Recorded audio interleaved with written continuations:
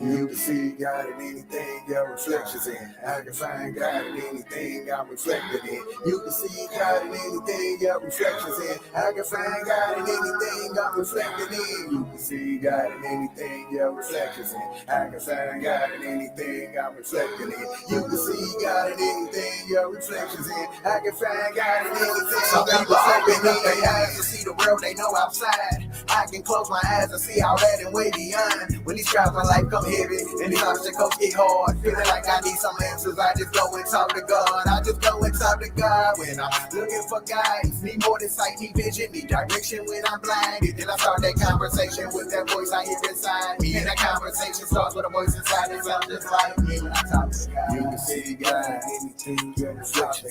I can find God in anything. When I talk to God, you can see God in anything. When I talk to God, find God in anything. When I talk to God, my daddy said don't ever assume, ask questions. It's ironic it was that advice that helped the song happen. It was also that advice that led me to my life's blessings. That same advice helped me make it through life's lessons. It was that advice that separates grown-ups away from children. That advice can be the difference from knowing or just believing. It was that advice that brought the gavel down on my decision of breaking the mental chains of these man-created religions. This faith and belief, nonsense, the biggest scam ever. I hate to say it, I swear it's one hell of a mental illness.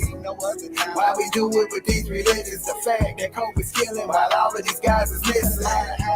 Peekaboos, guys playing games with you. I'ma just assume he ain't got no COVID miracles. Maybe he ran out after making the donkey talk on some stories about a guy walking on water. A distraction to keep you away from you and to look outside for a guy when the guy is inside of you. When you close your eyes at night and pray to that voice you talking to. When you ready to face the truth, you realize that voice is you. You can see God in anything your reflections in. I can find God in anything I'm reflecting in. You can see God in anything your reflections in. I can find God in anything I'm reflecting in. You can see God in anything your reflections in. I can find God in anything I'm reflecting in. You can see God in anything your reflections in. I can find God in anything I'm reflecting in.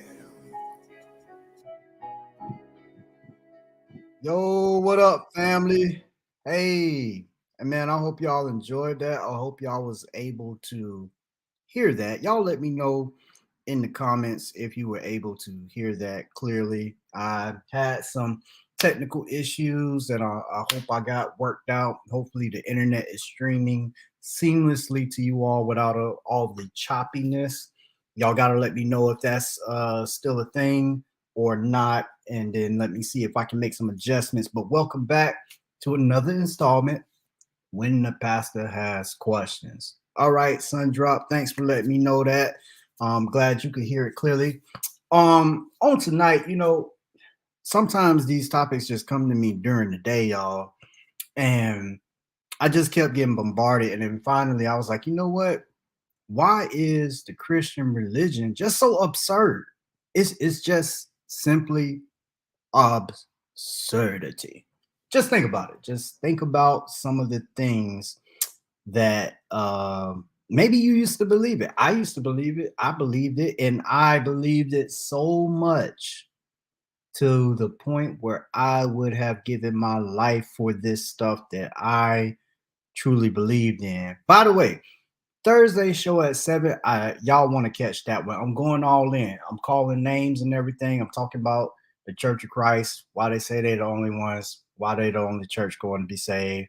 And I'm going to use one of the most popular people in Church of Christ evangelism because it's public, and I'm going to do that. I think y'all really going to want to catch that one, especially if you know somebody that is a member of the Churches of Christ, or maybe you yourself have been in the church. You know what? Let me stop sharing. Y'all can't even see me. Yeah, if you know somebody who used to be in the Churches of Christ, or somebody that is still in the Churches of Christ, these are some things that we need to talk about.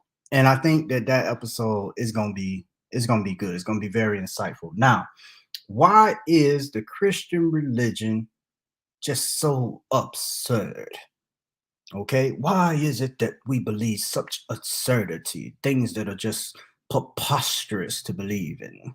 Well, that's just it. It's a belief. Well, I want to go through a few of those things. I'm going to start off in the Old Testament. I'm going to chop it up with a few of these things, end in the New Testament. I think I'm in on the key thing that Christians talk about, and that's the resurrection. Give a few points, but y'all are welcome to join me if you want to come on. You can inbox me or whatnot. I do not put the the link in the public domain anymore because people like to do some weird things, try to get my Doc. I was thinking about you today, Doc. Hey, what's up, family? Because I got busy with the storm and everything, but yeah, Doc, this week we need to talk, because that episode, I don't know if some of y'all might remember, we had Dr. Thomas on here. He has an experience, and I just enjoy listening to what he has to tell us about his experiences as a scholar and as a person that got a chance to visit the Vatican and had unprecedented access that you only get if you got a certain amount of degrees and special access and approval by the Pope to be where he was that many years ago. So, Doc, I'm here with you. Good to see you doing. Doc, I saw your pictures, and you do look like you're getting ready to do a podcast. But they were good though. Good to see you looking good. You're looking strong, Doc. Going back to this absurdity that is wrapped up in the Christian religion. Now, it's gonna sound harsh to Christians, but when you think about it, this is this is stuff you really believe happened. Now you have some Christians that go all over the place, and some of y'all believe in evolution and all of that. But most Christians, the sect of Christianity I came out of, the Churches of Christ, don't believe in that stuff, right? Um, and but we did believe things such as human sacrifice. Some of y'all probably don't even know this is in the Bible. I'm not talking about Jesus. I could bring him up, but no, I'm talking about something in the Old Testament, a human sacrifice that for all that we can tell was condoned, okay, by the God of the Bible. A real human sacrifice in there. Now, I don't believe this actually happened, but I'm saying if you believe that that book is 100% correct, and you believe that the events enumerated in it actually happened in real life, then you believe that a human sacrifice, which was not Christ, just a regular old person, took place. God allowed for it to happen because it was condoned, it was dedicated to him, and for all we can tell in the text, he accepted it. This is one of this is I'm gonna talk about that. We want to talk zombies. It's not talked about a lot. Some Christian scholars deny the text in Matthew talking about the zombies. Did y'all know the zombie apocalypse happened already? Yes, it happened already. I'm gonna show you in the Bible where that happened if you're not familiar. Then we gonna talk a little bit about some of the things that are on the thumbnail, turning water into wine, stuff like that. And what else? What else? What else? Talking and being thirsty in hell. I mean, you in hell burning, and you're talking and you're thirsty. It's absurd. I tell you, it's absurd. But anyway, so to have a little fun tonight, and y'all can kind of see where I'm going. Um, I had this clip of a certain comedian. Y'all know comedian Bill Burr, and he says something. It's a real short clip. I want to share this with y'all. It was shared with me. I thought it was hilarious, and at the same time, true. That's what makes the best jokes, right? When they're funny, but at the same time, uh, it's nothing but it's nothing but facts. So let me see if I can get to that video, and I'm gonna share that with y'all, and then we'll go in. We'll go in. But I wanted to have this little bit of fun here on this. Let me cue this video up. Pause it. And pause it. I need to start that over. All right. All right, y'all, check this out. And think about the absurdity in the religion that you're in. And well, just listen to Bill. He's gonna make it so clear, and I think funny at the same time. All right, give me a second. Share. How do I start these things over? Y'all just listen. We can listen to it more than once. Here we go. It's like, that is the dumbest shit I have ever heard. Oh, if you got sensitive ears, it ain't for you. Okay, if you have sensitive ears, but if not, enjoy the video. In my life, like, your guy's name is Ron. Ron. And he wasn't alive thousands of years ago, so you can hide a lot of it in the mystery. This guy was alive like 45, 50 years ago. He had a driver's license, social security number. There's like footage of him stubbing his toe. Motherfucker, right? I don't know what happened. He was working at Denny's. He got sick of it. He's like, oh, I'll start a religion. Hey, everybody, there's a spaceship coming back. Everybody's getting sneakers. This is Tom Cruise. We're going to try to make you clear. Now, look, I'm paraphrasing. To be fair to the Scientologists, I am paraphrasing. But that's essentially what they believe in. And I said that is the dumbest shit I ever heard, while simultaneously still kind of believing that a woman who never got fucked had a baby that walked on water, died, and came back 3 days later. So, and on first... Did you catch it? Did you catch that? At the end.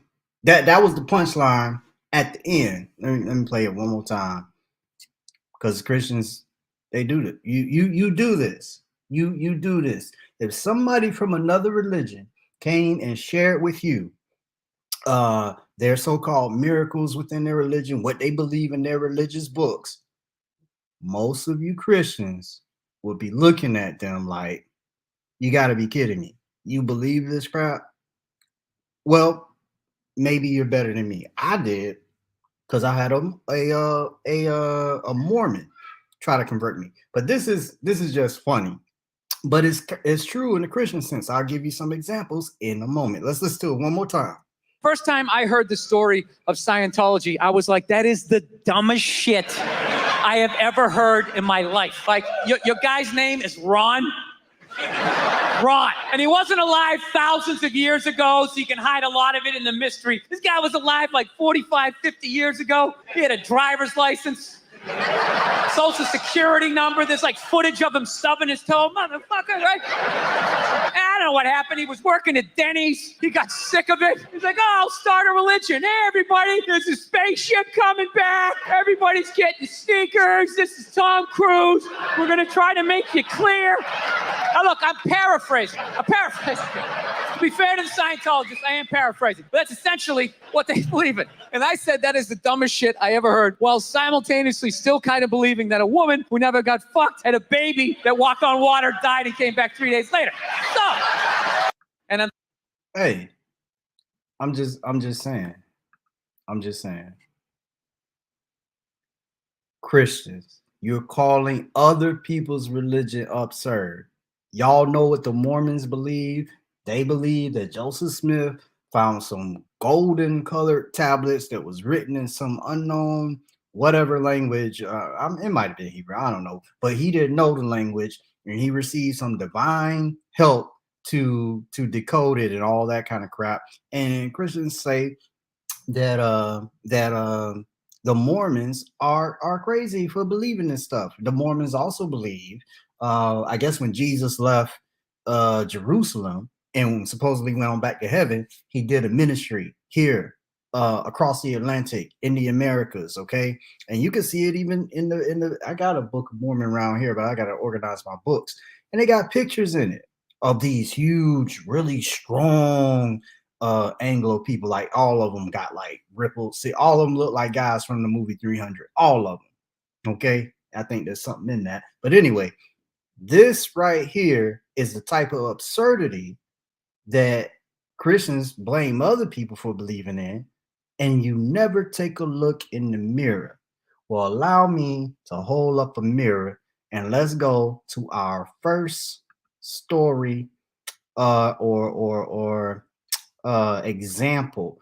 I may read all of these, but I'm just going to show you where they are. I'm going to talk about them generally, and a few more than what were on my thumbnail, and then I'm going to give it to you. You can share this with your Christian family or friends. Maybe they'll receive it, maybe they won't, because when you start to talk about the absurdities, it sounds insulting. I mean, people think it's insulting, but essentially in Christianity, you believe that God sacrificed himself to himself in order to save us from him, or the wrath that was to come from him.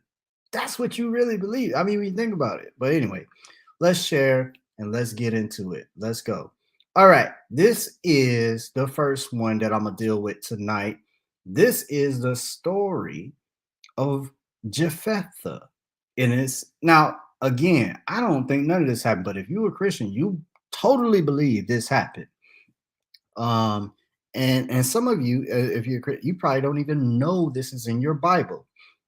Okay, let's read. Then the Spirit of the Lord came upon Jephthah, and he passed over Gilead and Manasseh, and passed over Mizpah and Gilead, and from Mizpah of Gilead he passed over unto the children of Ammon.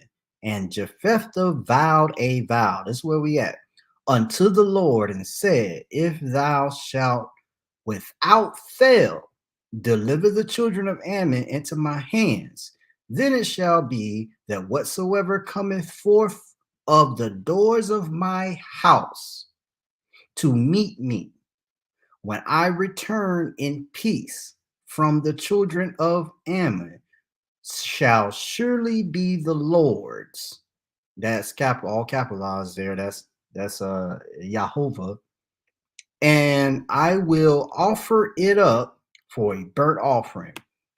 Okay, let's put this. I'm gonna put this in perspective just a little bit for you all. A little bit background. Jephthah was shunned by the rest of Israel. If I remember correctly, I think it was because his mother was an outsider, and I think that either she was a woman of the night or somebody. Right, I don't really remember that right off the bat, but anyway, they shunned him. But he was a good military minded person. Okay, so Israel needed some help against the children of Ammon, so they went and got him, and he was able to lead them. And they said, hey, you can rule over us if you can, defeat this enemy we have. And so Jephthah goes to God and asks God to give him a blessing so that he will be able to overcome his enemies. Now, it says, so Jephthah passed over unto the children of Ammon. Let me make sure y'all still seeing that. Okay. To fight against them, and the Lord delivered them into his hands. But don't forget what he said. He vowed a vow. He said, "What if you give me victory? Whatever comes out of my doors when I come back from battle, I'm gonna offer it as a burnt offering." I mean, you're gonna put it on the altar and burn it, whatever it is. Verse 32. So Jephthah passed over the children of Ammon to fight against them. The Lord delivered them into his hands, and he smote them, blah, blah, blah, blah, blah, from here to there. And thus the children, he won the battle. All right. Now, and Jephthah came to Mizpah unto his house. Now he coming back home from a battle. And behold, his daughter came out to meet him with timbrels, with dance, and she was his only child. Beside her, he had neither son nor daughter. Like that would make a difference in this vow when you think about it, but they didn't see it. I mean, I guess children were nothing. As long as you had many, it was okay. Don't forget how God dealt with Job, and Christians just forget that based on God and Satan talking, Job lost everything. But then Christians like to say, oh, but he got it all back. You cannot replace a lost child. You cannot replace a lost child. Let me say it again because y'all don't hear me. You cannot replace a lost child. Point blank, period. But anyway, it came to pass, he saw her, he rent his clothes and said, alas, my daughter, thou hast brought me very low, and thou art one of them that trouble me. For I have opened my mouth unto the Lord, and I cannot go back. Why? Jephthah vowed a vow for a burnt offering. Surely he meant an animal, right? No, that ain't what he said, though. He said, whatever comes out She said unto him, My father, if thou hast opened thy mouth unto the Lord, do to me according to that which hath proceeded out of thy mouth. For as much as the Lord hath taken vengeance for thine and thine enemies, even the children of Ammon. And she said unto her father, Let this thing be done for me. Let me alone 2 months that I may go upon the mountains and bewail my virginity. She had never been with a man, and that was a thing back in the day. She ain't have no kids. But now you finna die, girl. You finna die because your father made a deal with the devil. I mean God. Or would it make a difference if I said he made a deal with the devil? Because now she has to be burnt on the altar, y'all. Burnt. And did God say, hey, that's not gonna happen? And don't tell me God did not know what was gonna come out of his house. God was talking to people back here in Judges. He could have said, whoa, partner, whoa, your daughter's gonna come out the house first. You see what I'm saying? He knew this was going. He could have stopped him, and he gave him a victory in battle, supposedly. He caused that to happen. What was stopping the God of the Bible from saying, Jephthah, this is not necessary, and I will not accept it? Don't tell me your God has not refused certain praises and stuff before. He had in the Bible. He had done that. He can do that, but not here. We're dealing with human sacrifice. This is what is believed by you all, and maybe some of y'all don't even know this is in here, but this is the thing that is absurdity. What is this? Have a good time, find your love. Have a good time, find your love. What is all that about? I don't know. Well, I found my love. My love is exposing the lies and telling the truth. I love doing that. So how about that? Whoever that is. I don't know what that is. It looked like somebody trying to do something. Maybe I can remove. Can I remove those? Let me do this. Block user. All right, there we go. Okay, that's the first one, y'all. I don't know if you have any thoughts, comments, or whatever about it, but here it is right here, Judges 11. You can read the whole chapter. You can get, I don't care how you slice this context. You got a human sacrifice right here in front of you in the Old Testament. I ain't even getting to, don't tell me that your God don't do human sacrifice. Essentially, what was Jesus? You believe Jesus what? Died, shed his blood for your what? For your sins. So he was a human sacrifice. Only thing is he really didn't lose anything because he knew he was going to come back in so-called power. He's going to get his life back and be the master of the universe if he did it. So, I mean, he didn't really lose nothing. But if I ask you as a Christian, what have you given up for Christ? You've given up your whole life. What has he lost? He ain't lost nothing. Nothing. It's not real, but I'm just saying, think about the story now. The proof is in the story.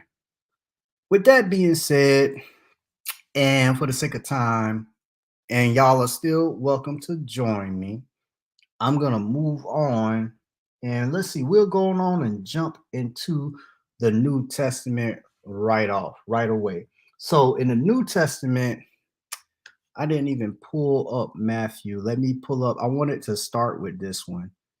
Give me a second, y'all. I'm going to pull up Matthew, the book of Matthew, and I want to talk about these zombies. Let me stop sharing here.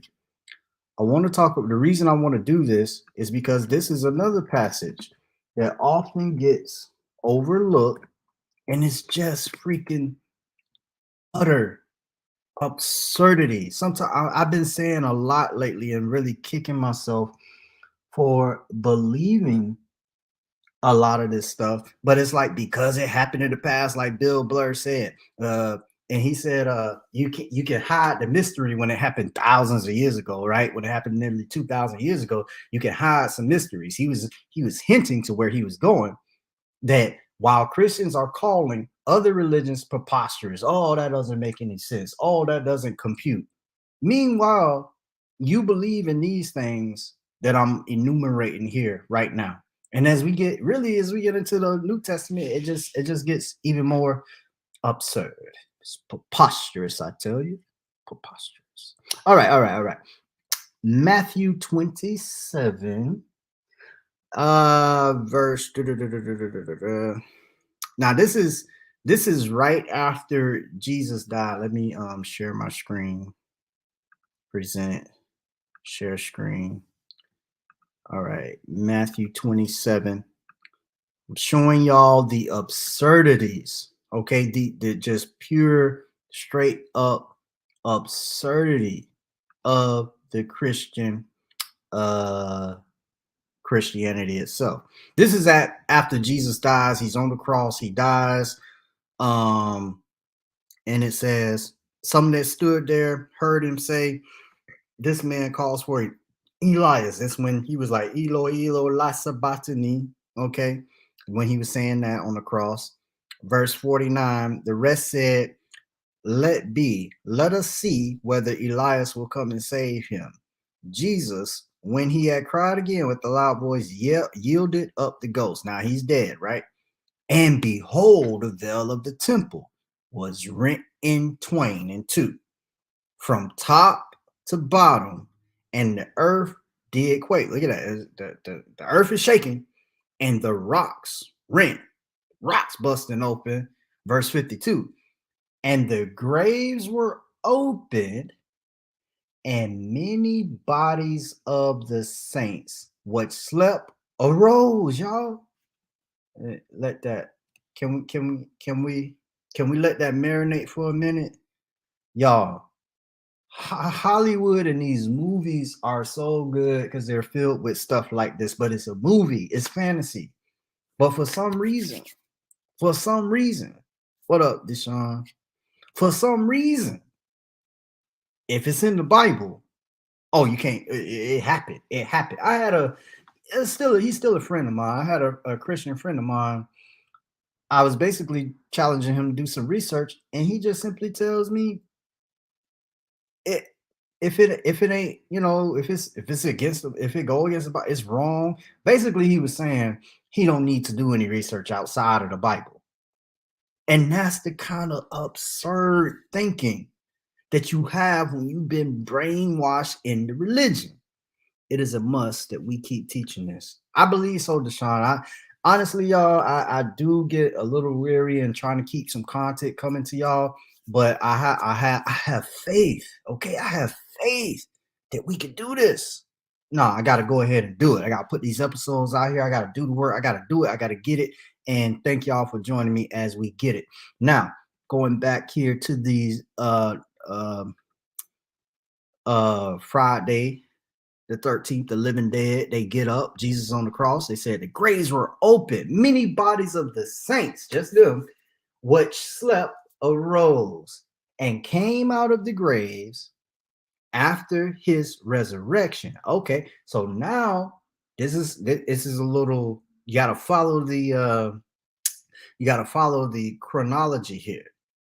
So it didn't happen when he died, but after he got out the grave,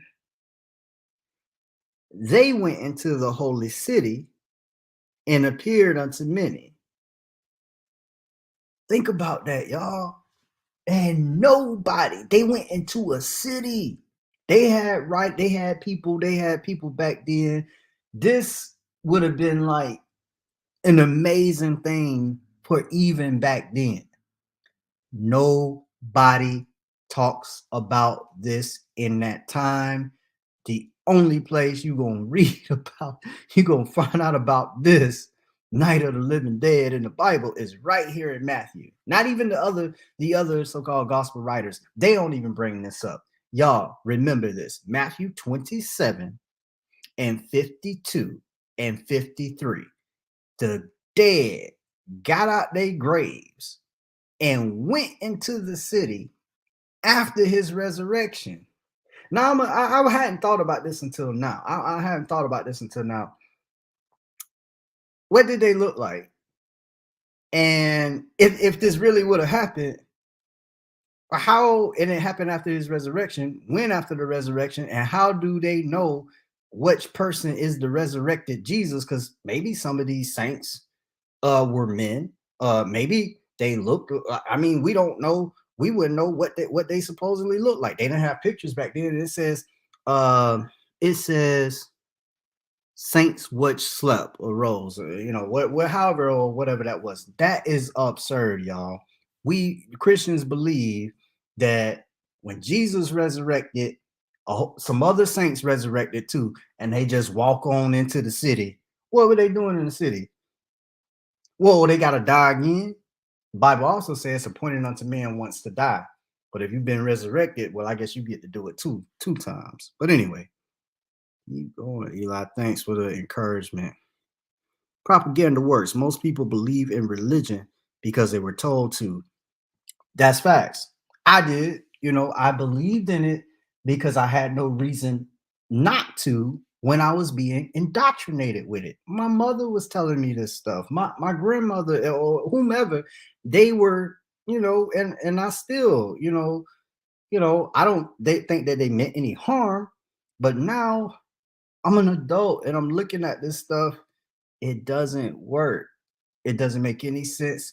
It's preposterous. It's absurd. It's asinine. Whatever you can think of, it is just utter foolishness. Utter foolishness. It's like an excuse to believe in fairy tales. If a child was walking around, you know, talking about he's talking to his imaginary friend, you act like he got a problem.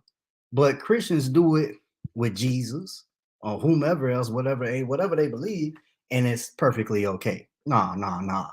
This is absurd. It is absurd. Okay. Now don't get me wrong. Listen, if you're reasonable and you use it and it helps you do some things, that's cool. But if you believe in that this stuff literally happened, that this book is literal, you believe in human sacrifice, as I just pointed out, you also believe in zombies. Okay, you believe a bunch of saints came alive out their graves and walked into the city. Okay, you believe that because it's right there. All right, once someone researches outside the Bible, that is the key. That is absolutely the key. And I'm gonna say this again because I told the friend of mine that's still in the church, I told him, I said, you have to go outside of the Bible for research. He straight up told me, if it ain't in the Bible, you don't want to deal with it. You don't want to deal with it. So let me grab one more here for y'all. Not one more, but let me just grab another one. Let me stop sharing here. So that is the zombies. Okay, they are chill. The zombies, they are chill. Let me see. Should I go in order? Let's talk about turning water into wine right quick. Let's talk about turning water into wine. Peace, Moonchild. Peace. Good to see you. Hey, what's up to everybody? All right. Let's see. And Texas Goddess on Thursday. You catch the show Thursday, Texas, because I'm going in. I'm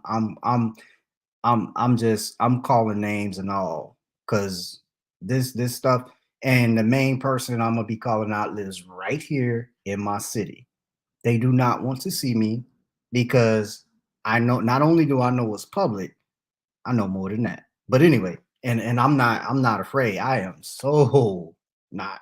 But anyway, let's let me get through this. Let me get John 2 is where I'm going. And let me hit share. I wish I had that video of Faison Love talking about this. I thought that was funny too. Faison. Y'all know who Faison Love is. Big Worm from Friday. Yeah, he think this stuff is absurd too. Just in case you don't know, go look up he had an interview with DJ Vlad. All right, I'm about to share. We can read about this miracle at Cana. Miracle at Cana. Everybody knows almost about this miracle. This is Jesus turning the water into wine. I had some questions about this. They weren't significant enough for me to study, even when I was in religion. Anyway, let's read. And the third day there was a marriage at Cana of Galilee, and the mother of Jesus was there. Okay. And both Jesus was called and his disciples to the marriage. And when they wanted wine, the mother of Jesus said unto him, they have no wine. Jesus said unto her, woman, what have I to do with thee? My hours. It's like he already know that she is about to ask him to do something in the miraculous, and he's saying, not yet, or I would think that these miraculous powers, how we even see this stuff in the movie sometimes, are reserved for a more noble cause, helping the sick and all that kind of stuff. She basically saying, hey, we need some more booze, man. Speaking of, yeah, we need some more booze. His mother saith unto the servants, whatsoever he saith unto you, do it. And there he set 6 water pots of stone, man, blah, blah, blah. Y'all know what else happened. Fill the water pots with water. They filled them up to the brim. Draw out now to bear unto the governor of the feast. They bear, the ruler of the feast tasted the water that was made wine, knew not whence it was, but the servants, blah, blah, blah, blah, blah. Here's the thing. I don't have it right now, but turning water into wine, y'all, this is why you got to get outside of the Bible for your history and what's going on there. Jesus, this was not the first time that this was talked about in antiquity. Before Jesus, I think, I could be wrong, I think it was Dionysius. I think it was Dionysius that turned water into wine. A mythical story. There are common little motifs and little things that happen in the literature, which the Bible is just literature. It's not a history book, it's just literature. There's a lot of things that happened back then in these stories to communicate, to entertain, or do whatever. And most Christians think the story of Jesus and the elements within that story are unique and it's the first time it happens. They're not. It's because it's a made up story. It happened before in the minds of men.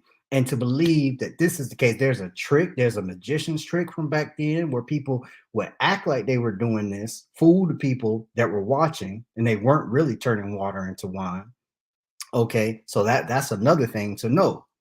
This y'all, if you are a non-believer or believer, go look up a man. He's dead now, but his name is James Randi. Okay, James Randi was a musician and a scientist. He used to go around and he challenged people. He said, if you can prove that something that you could do or had access to the supernatural or the paranormal, if you could do these things, they offered $1 million. You had to do it under scientific observation. They had to be able to measure, watch you do it.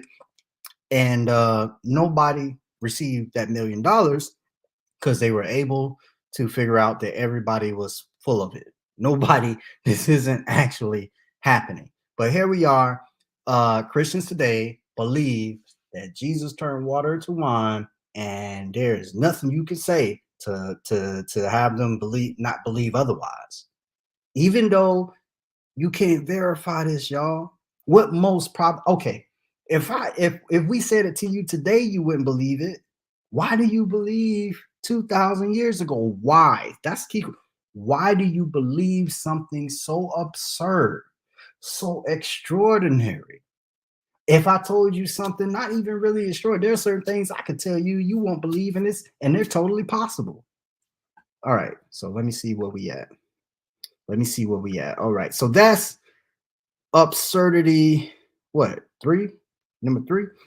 Anyway, let's get this one on deck.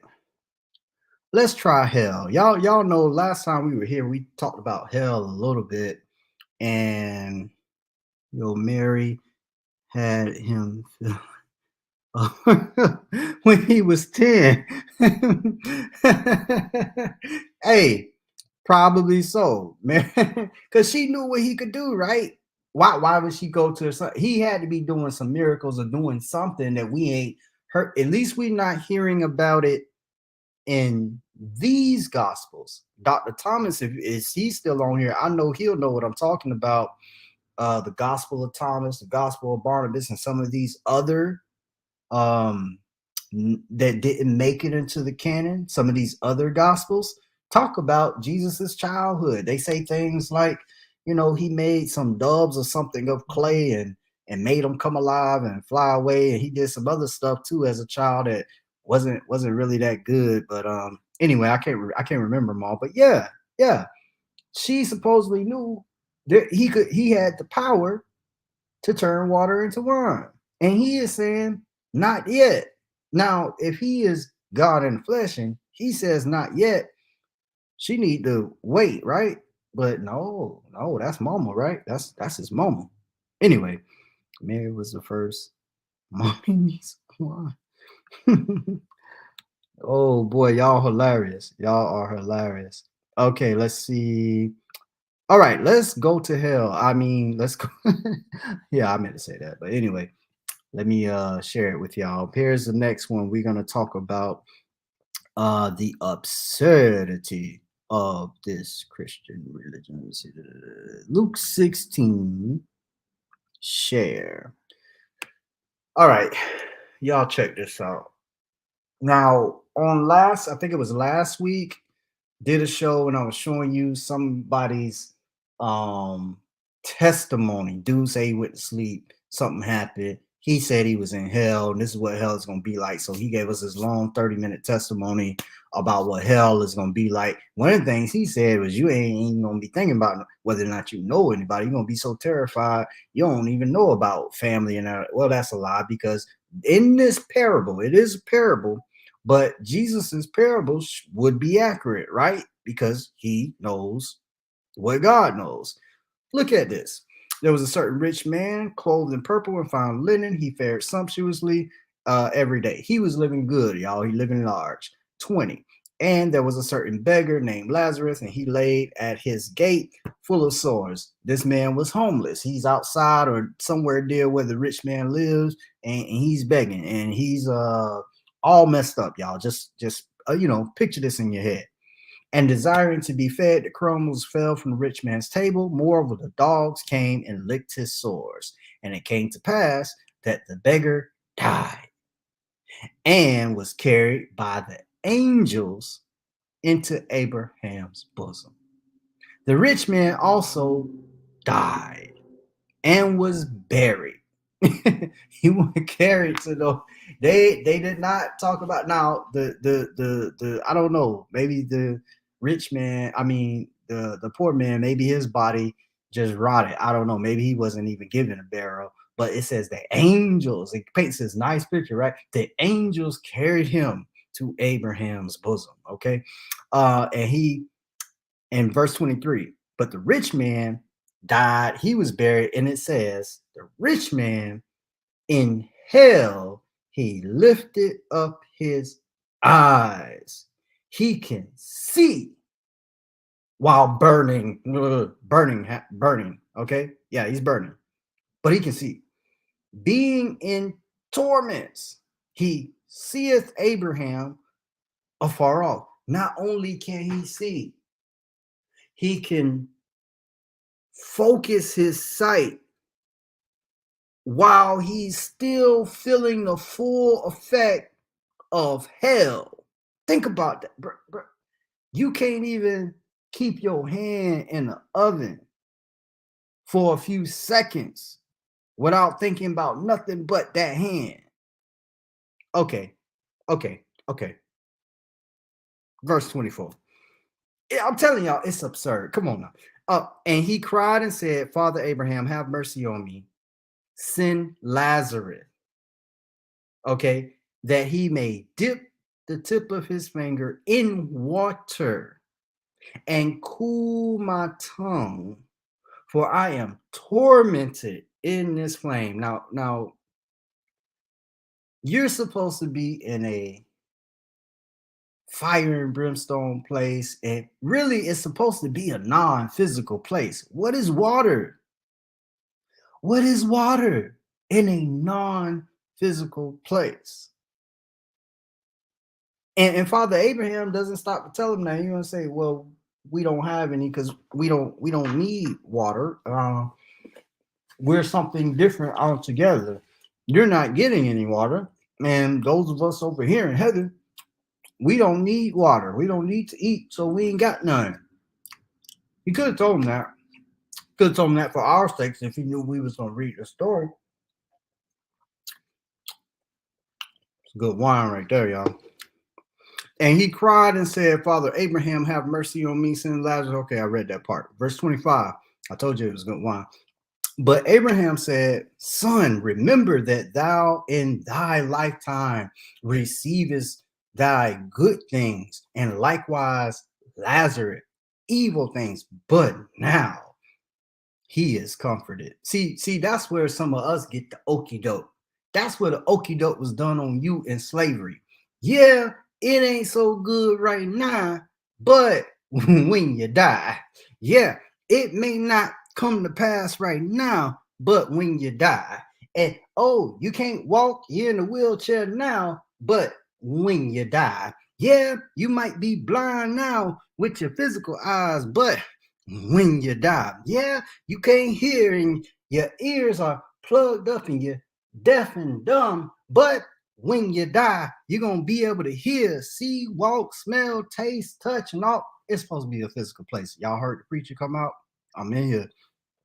Now, verse 26, it says, and besides all this between us, there's a great gulf fixed. Maybe it's water. I don't know. So that they which would pass from hence to you cannot. Now wait a minute. If I'm in heaven, I ain't trying to even go over there. I'm just saying. Sorry, I wouldn't be trying to go. So that they which would pass from hence to you cannot, neither can they which pass with us, blah, blah, blah. And what I'm saying is he having this whole conversation. This is why is this absurd, Eli? It's absurd to think that this conversation is going on while this cat is burning to eternity. He's not burning to death. He's already dead, but he is burning to eternity. Just like that.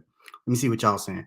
The fact that certain books were left out of the Bible says much. I'm gonna have to do a show on that, Moonchild, and I think when we get Dr. Thomas on, we'll probably mention some of that.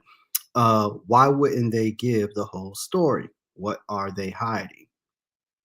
I might give you a speculation at the end, Moonchild, what I think was going on. I don't think anybody really knows, other than that people sat around and made up a whole bunch of this, a whole bunch of these stories.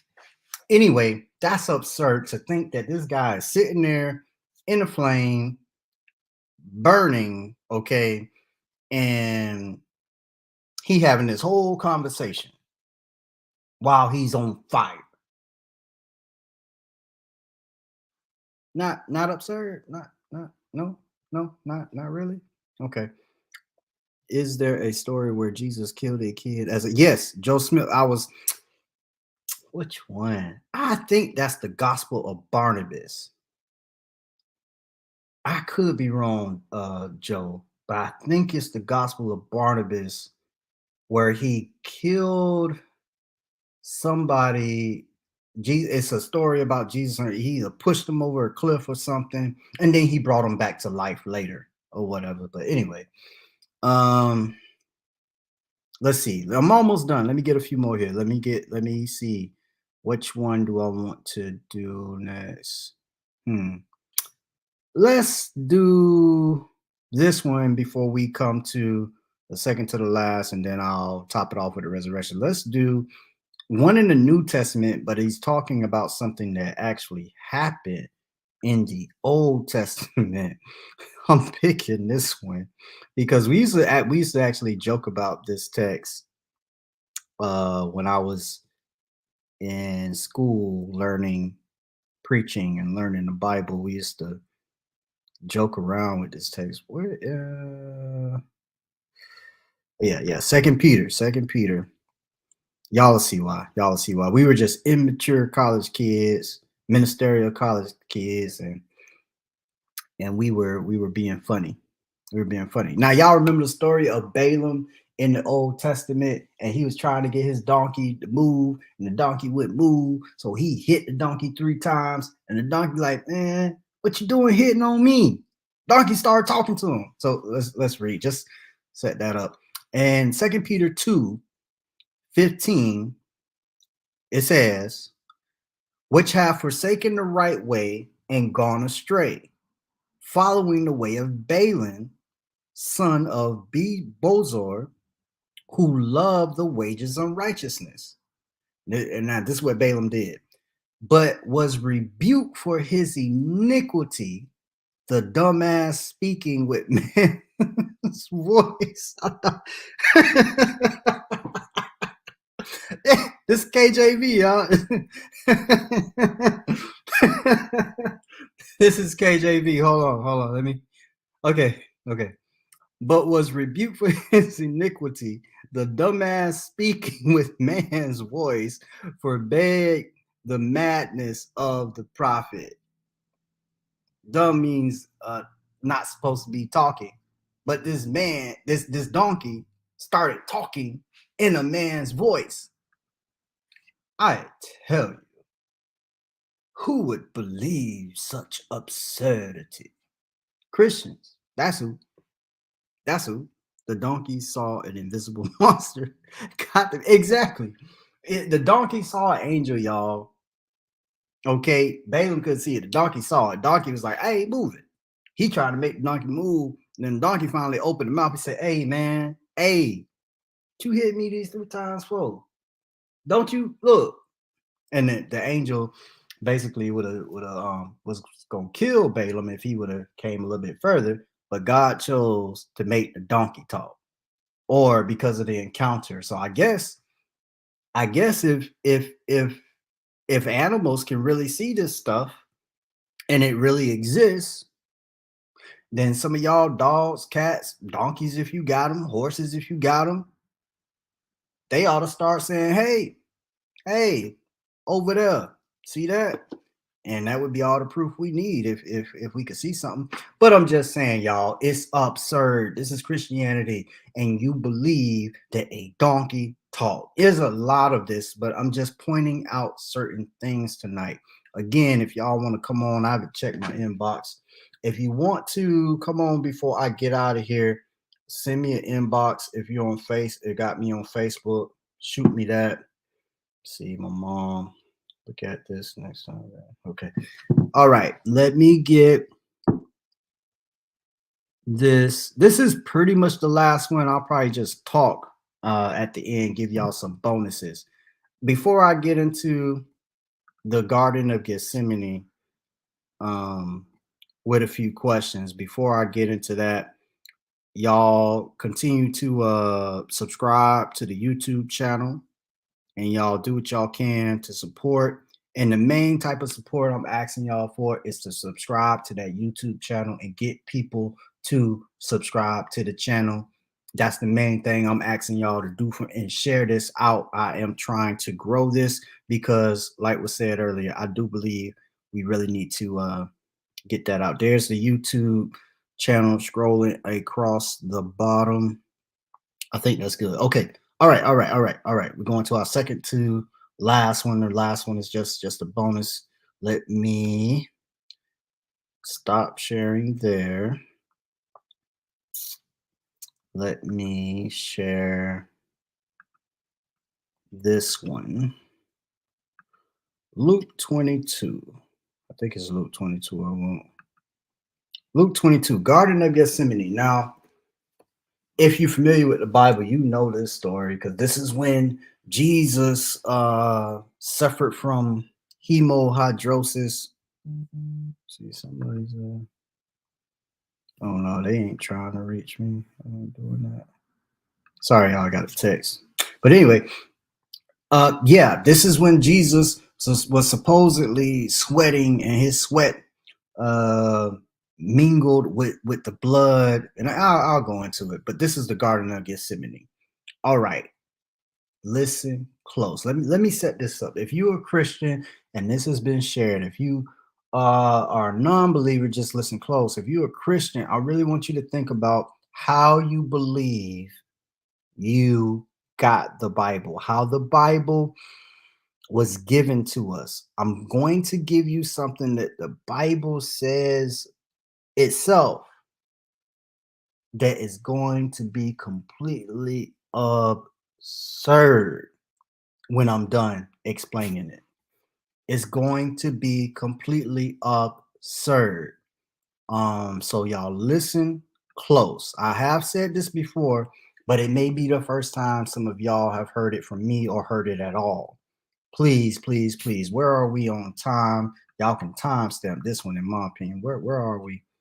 I've been in 57 minutes in, so 57 minutes in. If you gotta clip it, whatever you gotta do, I think you should share this one. All right, here we go. Let's go in. Garden of Gethsemane, and it says, and he came out and went, as he was wont, to the Mount of Olives, and his disciples also followed him. Okay, how many disciples did he have? He had 12, but something's about to change. And when he was at the place, he said unto them, pray ye enter not into temptation. I probably need to go back up here because I don't want y'all to miss what's happening here. Well, maybe it's in the story. Okay. When he was at the place, he said unto them, pray that ye enter not into temptation.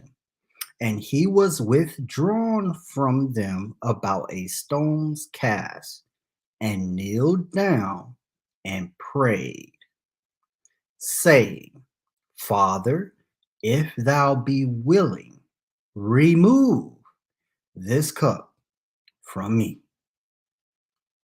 Nevertheless, not my will, but thine will be done. And there appeared an angel unto him from heaven, strengthening him. And being in agony, he prayed the more earnestly, and his sweat was as it were great drops of blood falling down to the ground. And when he arose from prayer and was come to his disciples, he found them sleeping for sorrow. And he said unto them, why sleep ye? Rise and pray, lest ye enter into temptation. And then we know he goes and gets betrayed and all that good stuff after that.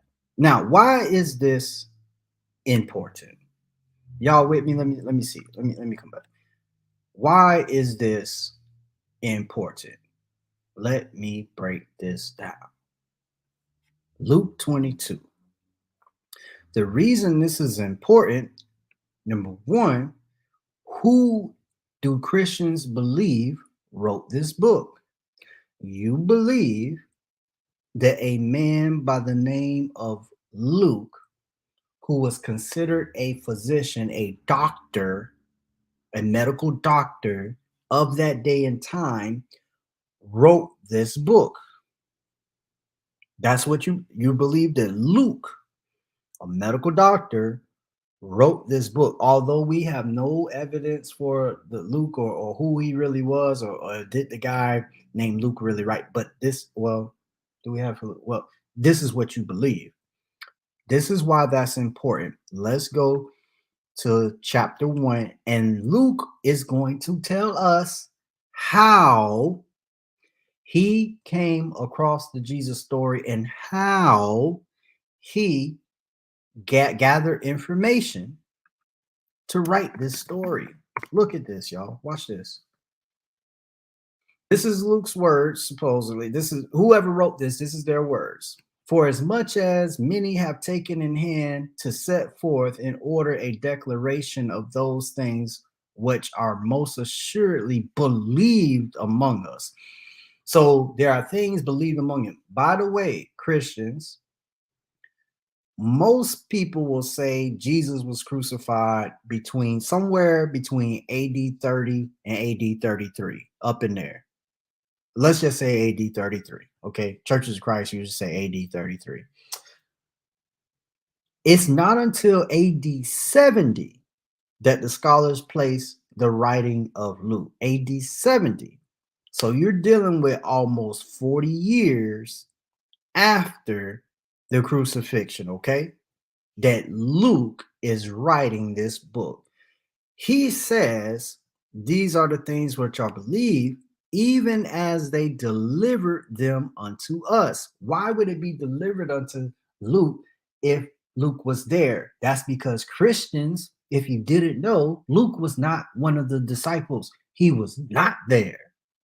He was, that's key.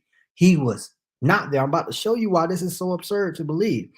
Because Christians, you believe, some of you, that the Holy Spirit just somehow calls Luke to know certain things. Same thing with Moses, because how could Moses write about the beginning when he wasn't there? You have to believe something you can't prove. You have to believe that God somehow miraculously gave them. But Luke says that's not how he got the information.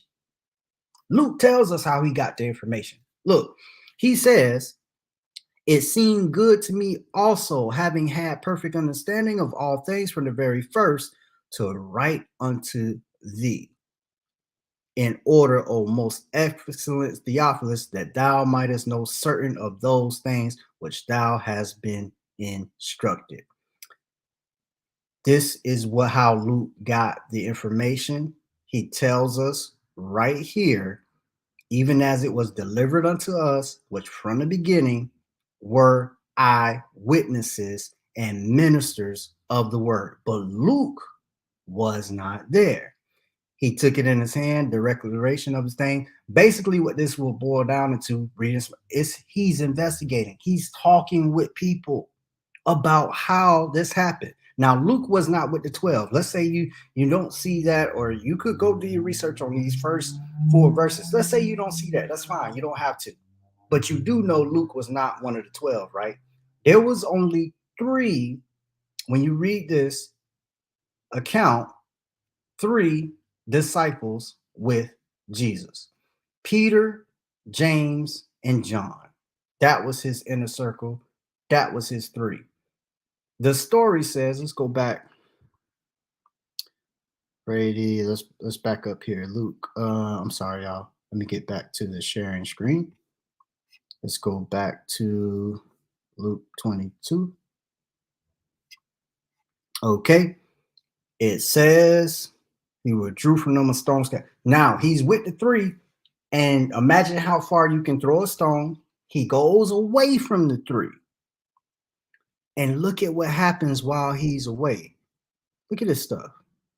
Knelt down and prayed. He removed his, asked for the cup removed. An angel appeared unto him. Let me back up some more. Where is the I wanted to show y'all something. But anyway, he prays for the cup. It says, and being in agony, he prayed the more earnestly. Look at this. And his sweat was, as it were, great drops of blood falling to the ground. Now, I preached a sermon on this. I did the study on something called hemohydrosis. Hemohydrosis is a real thing that can happen. Okay, it can happen. There's a story of it happening to a Jewish woman who was about to be killed by the Nazis, and she had so much stress going on. And don't miss my message because I said that. I know the whole Jewish thing is a hot topic right now, but just listen to the story. She was so stressed out because she was about to be murdered that she started to sweat blood. Now, how is this possible? In your body, there are capillaries. Capillaries is where the veins meet the arteries, right?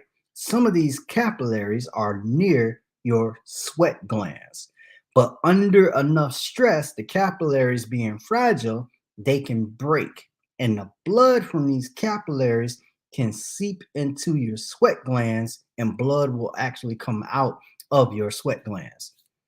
Now, I just gave you that. However, picture this.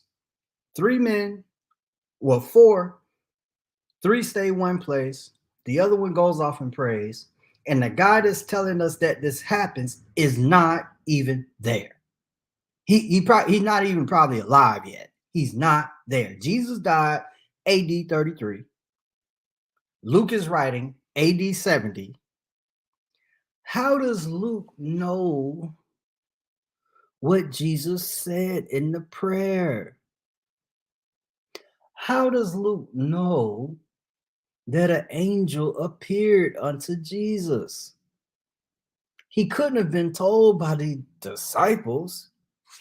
They were asleep. Who told Luke this? Aha. Aha. Nobody has to tell you anything when you're just making it up.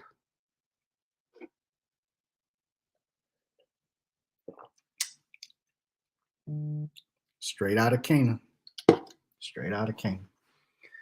It's a lie. It's made up. It's a story. It didn't happen. And right there in Luke, Luke tells you, Luke, we know Luke wasn't there. I need to know, how does Luke have these details? If even the 3 and then the so-called disciples that was there, how did Luke get these details? They couldn't tell him. They were asleep. And I say preach. You can say preach. You can say preach.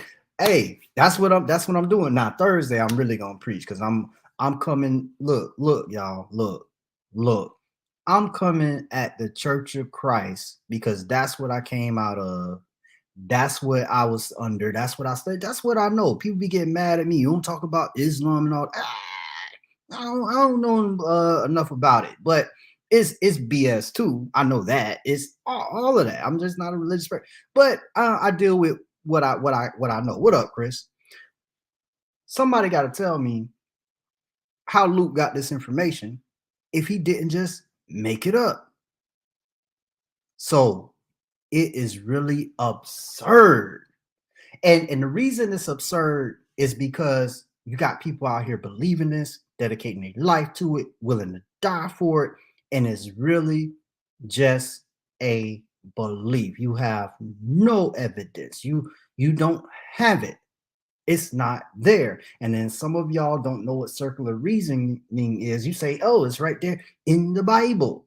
I just gave you something from the Bible that don't make sense. And I used the Bible and I showed you Luke writes about things he could not have known. How did he do it? Now to the Christians, that's another miracle. Notice this as I get ready to go. Notice this. Christian. I'm gonna talk to the Christians. Think about this, y'all. Anytime you are back, let me stop sharing. Anytime Christians are usually backed into the wall or they can't answer or they being dealt with, Christian, what is usually the thing that your mind does in order to explain? Because you built your whole worldview around this belief. Imagination. Nothing. Excuse me. Pretty much nothing can get past it because you have God, this concept of God intermingled with your imagination such that anything coming against him, your imagination is able to deal with because you can imagine a whole lot of things. You know, like I keep saying, when we were kids and we played with the action figures and one person would be going back and forth with the action figures and then they'd be like, boom, I shot you. And then this would be like, oh, I'm bulletproof. Oh yeah, but those were armor piercing rounds. Well, when they hit my kind of armor, they can't go through because my armor deflects armor-piercing rounds. Well, these were armor-piercing rounds with corrosive acid in the projectile. So when it hits your armor, it's gonna burn acid into you. That's I thought of that too, because when it starts to burn the fabric, I have a specially made fabric that is impervious to all acid, whatever. You know, you will make up some junk because it's just freaking absurd, y'all. So I'm gonna play I'm gonna play Bill Blur once again. Again, if you're a Christian, think about it. You believe these things, so why don't you believe the Mormons? Huh? You don't believe the angel Moroni came to Joseph Smith? Bill finna talk about the Scientologists. Y'all don't believe Ron L. Hubbard and the spaceship? That stuff that other people believe to the Christians is just as absurd. Let me play Bill one more time, then we will get out of here. Some people had a good word. Let me see. Let me play Bill. This is exactly, and watch what pay attention to what he is saying. And the first time I heard the story of Scientology, I was like, that is the dumbest shit I have ever heard. Christian, you may not say it like that when you hear about y'all. I had this Mormon dude, y'all. We would go to I'm gonna tell y'all this story. I know I'm because I'm about to leave. We were at Lake, I think it's called Lake Ella in Tallahassee. And we would go out there every Saturday and we would do evangelism. And the Mormons would come around, you know, with their white t-shirts and they bicycles. So we was out there as Church of Christ trying to do evangelism.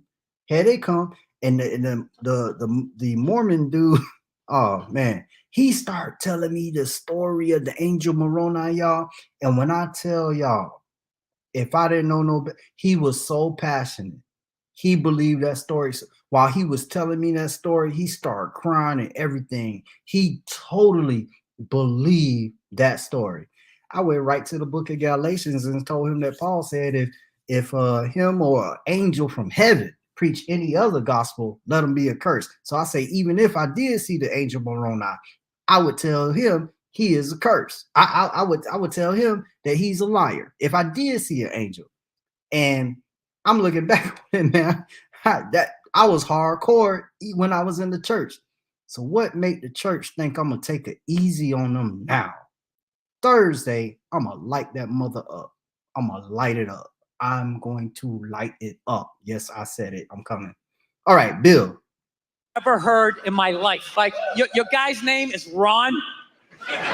Ron. And he wasn't alive thousands of years ago, so you can hide a lot of it in the mystery. This guy was alive like 45, 50 years ago. He had a driver's license, social security number. There's like footage of him stubbing his toe. Motherfucker, right? I don't know what happened. He was working at Denny's. He got sick of it. He's like, oh, I'll start a religion. Hey, everybody, there's a spaceship coming back. Everybody's getting sneakers. This is Tom Cruise. We're going to try to make you clear. Now, look, I'm paraphrasing. To be fair to the Scientologists, I am paraphrasing. But that's essentially what they believe in. And I said that is the dumbest shit I ever heard, while simultaneously still kind of believing that a woman who never got fucked had a baby that walked on water, died, and came back 3 days later. So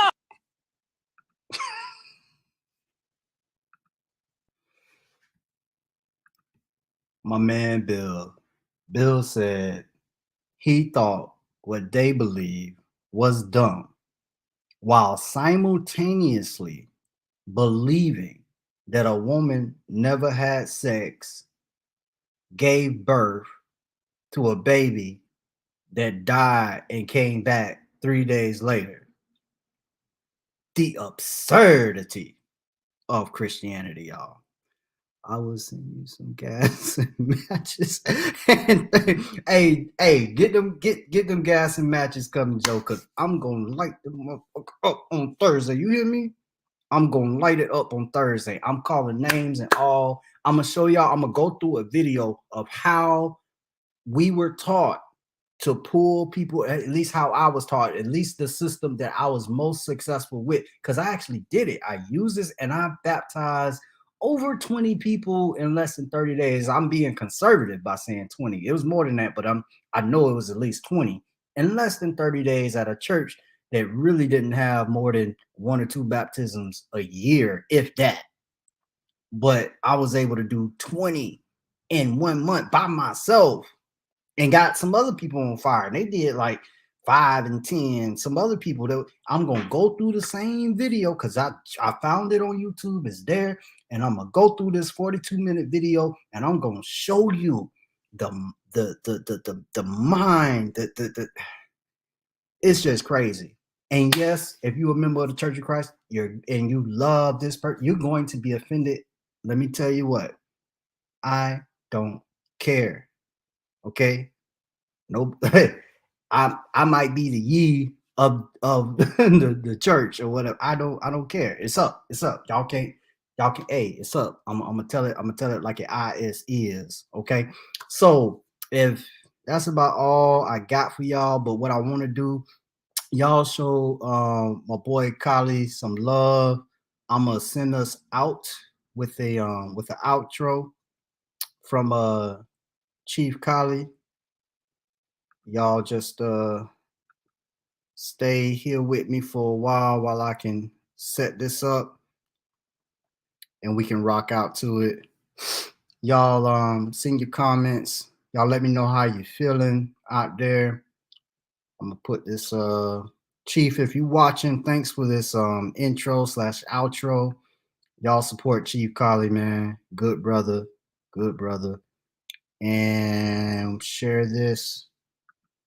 You can see God in anything your reflections in. I can find God. I can see God in anything my reflection is God in in. anything your reflections in. I can find God in anything I'm reflecting in. You can see God in anything your reflections in. I can find God in anything I'm reflecting in. You can see God in anything your reflections in. I can find God in anything. Some people open up their eyes to see the world they know outside. I can close my eyes and see all that and way beyond. When these trials in life come heavy and these obstacles get hard, feeling like I need some answers, I just go and talk to God. When I'm looking for guidance. Need more than sight, need vision, need direction when I'm blinded. Then I start that conversation with that voice I hear inside me. And that conversation starts with a voice inside that sounds just like me. When I talk to God, you can see God in anything, your reflection. I can find God in anything. When I talk to God, you can see God in anything. When I talk to God, find God in anything. When I talk to God, my daddy said don't never assume, ask questions. It's ironic it was that advice that helped the song happen. It was also that advice that led me to my life's blessings. That same advice helped me make it through life's lessons. It was that advice that separates grown-ups away from children. That advice can be the difference from knowing but just believing. It was that advice that brought the gavel down on my decisions of breaking the mental chains of these man-created religions. Cause faith and belief, nonsense, the biggest scam ever. I hate to say it, I swear it's one hell of a mental illness. No other time. Why we do it with these religions? The fact that COVID's killing while all of these guys is missing. Peekaboos, guys playing games with you. I'ma just assume he ain't got no COVID miracles. Maybe he ran out after making the donkey talk. Or some stories about a guy walking on water tides. Simply a distraction to keep you away from you and to look outside for a God when the God is inside of you. When you close your eyes at night and pray to that voice you talking to. When you ready to face the truth, you realize that voice is you. You can see God in anything your reflections in. I can find God in anything I'm reflecting in. You can see God in anything your reflections in. I can find God in anything I'm reflecting in. You can see God in anything your reflections in. I can find God in anything I'm reflecting in. You can see God in anything your reflections in. I can find God in anything I'm reflecting in. Yes. Shout out to my brother, Chief Kali. Y'all, thank y'all so much for rocking with me on tonight. I will be here hopefully tomorrow night, but definitely Thursday because we gotta get some things. We gotta do it. I gotta do it. So love y'all. Truth is my only religion. This is Eli. Thank y'all for supporting the platform. Peace.